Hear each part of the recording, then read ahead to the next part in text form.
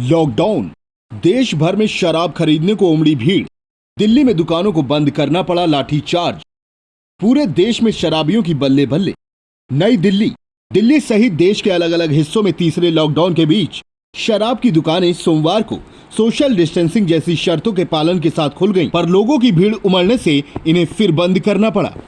Social distancing के नियमों के उल्लंघन पर पुलिस ने लाठीचार्ज किया और लोगों को अपने घर जाने को कह दिया। दिल्ली के करोल बाग में सोशल डिस्टेंसिंग का पालन नहीं करने पर पुलिस ने शराब की दुकान बंद कर लोगों को अपने अपने घर जाने को कहा।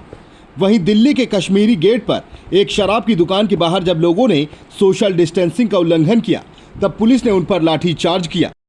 करोल बाग में भी एक शराब की दुकान के बाहर 1.5 किलोमीटर लंबी लाइन दिखी। लोग सोशल डिस्टेंसिंग का पालन करते हुए लाइन में लगे। करोल बाग के एसएचओ मनिंदर सिंह ने कहा कि शराब की दुकान पर लोग सोशल डिस्टेंसिंग का पालन नहीं कर रहे थे, इसलिए हमने दुकानों को बंद करा दिया है। एक ग्राहक तेजपाल ने कहा कि करोल बाग हरियाणा में ही शराब इतनी महंगी मिल रही है, हम क्या करें?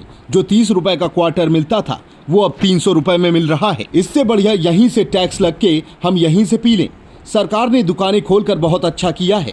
दिल्ली में खुली शराब की दुकानें, लगी लंबी लंबी कतारें, दूरी बनाना हुआ मुश्किल। राष्ट्रीय राजधानी में सोमवार को शराब की दुकानें खुलने के बाद लगी लंबी कतारों के कारण पुलिसकर्मियों को भीड़ को नियंत्रित करने और सामाजिक दूरी के नियम का पालन कराने में काफी परेशानी का सामना करना पड़ा। वहीं मयूर विहार में लोगों के सामाजिक दूरी न बनाने के कारण वहां एक दुकान को बंद ही कर दिया गया। सरकार के एक अधिकारी के अनुसार केंद्रीय गृह मंत्रालय के लॉकडाउन के नियमों में ढील देने के बाद शराब की करीब 150 दुकानों को खोलने की अनुमति दी गई है। ये दुकानें सुबह 9 बजे से शाम 6:30 बजे तक खुल सकती हैं। राष्ट्रीय राजधानी में 42 दिन बाद शराब की दुकानें खुली हैं। कोरोना वायरस से निपटने के लिए लगाए लॉकडाउन के कारण ये दुकानें बंद थीं। दुकानों के खुलते ही बुराड़ी, मयूर विहार, गांधी विहार, रोहिणी और जनकपुरी में बड़ी संख्या में लोग दुकानों के बाहर इकट्ठे हो गए। पुलिसकर्मी भीड़ को नियंत्रित करते दिखे, क्योंकि इन दुकानों में एक बार में 5 से अधिक लोगों को जाने की अनुमति नहीं है। सरकार ने इन दुकानों को चलाने वाली 4 सरकारी एजेंसियों को दुकानों पर मार्शल तैनात करने को भी कहा है। शहर में सरकारी एजेंसियों और निजी तौर पर चलाई जाने वाली 850 शराब की दुकानें हैं। आदेश में आबकारी विभाग ने अधिकारियों से L7 लाइसेंस प्राप्त निजी दुकानों की पहचान करने को भी कहा है, जो MHA के निर्देशों का पूरी तरह से पालन करती हूँ। अधिकारियों से 3 दिन में रिपोर्ट सौंपने को कहा गया है। सरकार ने अभी केवल L7 और L8 लाइसेंस प्राप्त शराब की दुकानों को ही शहर में बिक्री की अनुमति दी है, जो 4 सरकारी एजेंसियों द्वारा चलाई जाती हैं। अधिकारी ने कहा, मॉल और बाजार में शराब की दुकानें बंद रहेंगी। सरकारी दुकानें केवल सुबह 9 से शाम 6:30 बजे तक खुलेंगी। एक बार में दुकान में 5 से अधिक लोग मौजूद ना हो, यह सुनिश्चित करने के लिए ये 4 एजेंसियां वहां मार्शल तैनात करेंगी। विभाग ने एजेंसियों से कानून एवं व्यवस्था बनाए रखने के लिए स्थानीय प्रशासन और पुलिस के साथ समन्वय स्थापित करने को भी कहा है। आदेशानुसार गोदामों में सुबह 7 बजे से शाम 6:30 बजे तक काम किया जा सकता है। दिल्ली पर्यटन और परिवहन विकास निगम, दिल्ली राज्य औद्योगिक और बुनियादी ढांचा विकास निगम, दिल्ली राज्य नागरिक आपूर्ति निगम लिमिटेड और दिल्ली उपभोक्ता सहकारी थोक स्टोर को मॉल और बाजार परिसर छोड़कर सार्वजनिक स्थानों पर शराब की दुकानें खोलने की अनुमति दी गई है। आबकारी विभाग के अनुसार एजेंसियों को यह कहते हुए एक हलफनामा देना होगा कि शराब की दुकानें खोलने की अनुमति MHA के दिशा निर्देश पूरे करने पर दी गई है। यूपी के प्रयागराज में लॉकडाउन की वजह से इतने दिनों से बंद शराब की दुकान खोलने से पहले लोगों ने पूजा कर नारियल चढ़ाया। लॉकडाउन, महाराष्ट्र के 5 जिलों में शराब बिक्री की इजाजत नहीं। महाराष्ट्र के 5 जिलों ने शराब की बिक्री की इजाजत नहीं देने का फैसला किया है।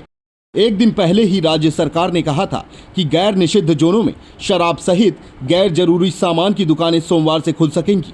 सोलापुर, औरंगाबाद, जालना, बुलगाड़ा और अमरावती जिलों के प्रशासनों ने निर्देश जारी किए हैं कि शराब की दुकानों को खोलने की अनुमति नहीं दी जाएगी। इनमें से एक जिले के कलेक्टर ने कहा, यह निर्णय आपदा प्रबंधन अधिनियम के पालन में और कोरोना वायरस संक्रमण के प्रसार को रोकने के लिए किया गया है। सूत्रों ने बताया कि बुलडाढ़ा और अमरावती प्रशासन ने भी शराब की बिक्री पर 17 मई तक रोक जारी रखने और जरूरी सामान की बिक्री की इजाजत देने का फैसला किया है। औरंगाबाद में स्थित शराब बनाने की फैक्ट्रियां और बॉटलिंग इकाइयां उत्पादन फिर से शुरू कर सकती हैं।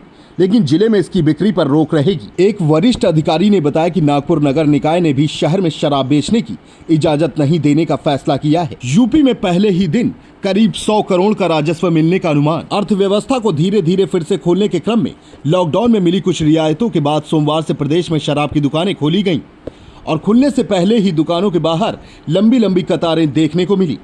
आबकारी विभाग को अनुमान है कि सरकार को सोमवार को पहले दिन प्रदेश की 26,000 दुकानों से करीब 100 करोड़ रुपए का राजस्व मिलने का अनुमान है। करीब 40 दिन बाद खुलने वाली दुकानों पर लोग समय से काफी पहले ही पहुंच गए। राजधानी लखनऊ के साथ प्रदेश के अन्य शहरों में भी शराब की दुकानें खुलने से पहले ही उनके बाहर काफी लंबी कतारें लग गईं। इस दौरान कई जगह पर सामाजिक दूरी की धज्जियां भी उड़ी। लोग काफी मात्रा में शराब की बोतलें खरीद रहे हैं। प्रदेश के प्रमुख सचिव संजय भुसरेड्डी ने अपने अधिकारियों के साथ सुबह करीब 10 बजे से ही शहर के महानगर, अलीगंज, इंदिरा नगर आदि इलाकों की शराब की दुकानों का निरीक्षण किया और सभी दुकानों पर सैनिटाइजर और सामाजिक दूरी आदि की व्यवस्था को सुनिश्चित किया। भुसरेड्डी ने बताया, सोमवार से प्रदेश के सभी जनपदों के करीब 26,000 शराब की दुकानें खोलने के आदेश जारी कर दिए गए हैं। अधिकतर जनपदों में दुकानें खुल गईं और लॉकडाउन के नियमों का पालन करते हुए तथा सामाजिक दूरी और सफाई की व्यवस्था पर ध्यान देते हुए शराब की बिक्री जारी है। ऐसा अनुमान है कि पहले ही दिन सरकार को करीब 100 करोड़ का राजस्व प्राप्त होगा। उन्होंने बताया कि पुलिसकर्मियों को निर्देश दिए गए हैं कि वे शराब की दुकानों के बाहर भीड़ न लगने दें और सामाजिक दूरी का पालन करवाएं। शराब की बिक्री से वित्त वर्ष 2019 से 20 में महाराष्ट्र ने 24,000 करोड़ रुपए, तेलंगाना ने 21,500 करोड़, उत्तर प्रदेश ने 26,000 करोड़, पश्चिम बंगाल ने 11,874 करोड़ रुपए, कर्नाटक ने 20,948 करोड़, राजस्थान ने 7,800 करोड़ रुपए और पंजाब ने 5,600 करोड़ रुपए का राजस्व हासिल किया था। लॉकडाउन में एक दिन में राज्यों को औसतन करीब 679 करोड़ रुपए का नुकसान हुआ है। नेशनल ब्यूरो चीफ सुशील श्रीवास्तव की रिपोर्ट।